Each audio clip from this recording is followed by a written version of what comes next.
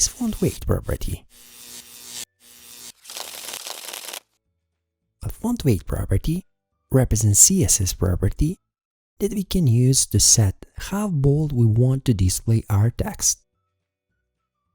Font weight property can be set with predefined values, like lighter, normal, bold, bolder,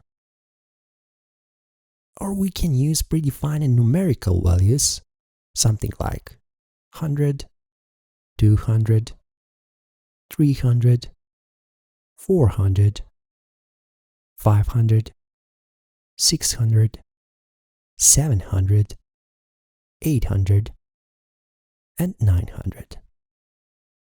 Okay, let's see some examples. For this part, I have already prepared simple HTML document structure. Our HTML document has head and body, and inside of body, we have just text paragraph. Inside of head, we have just title for this document. I saved this document like index.html on the desktop. So let's minimize our text editor.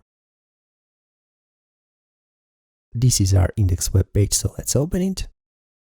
And this is how our web page looks like for now. Okay, so first step that I want to do, for our text paragraph, let's define class HTML attribute.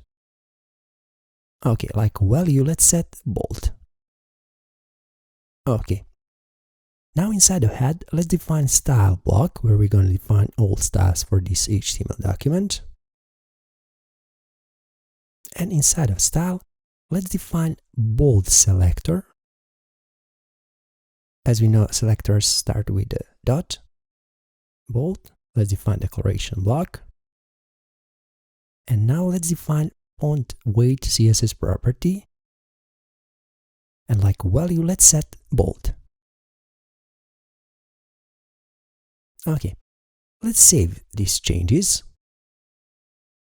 Let's go back in our web browser and let's refresh it.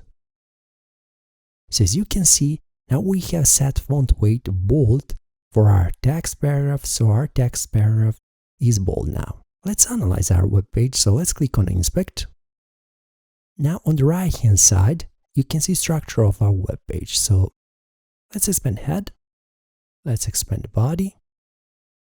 Inside of head we have our class selector. Okay. And down here we have our paragraph with our class selector as well. So let's click on it.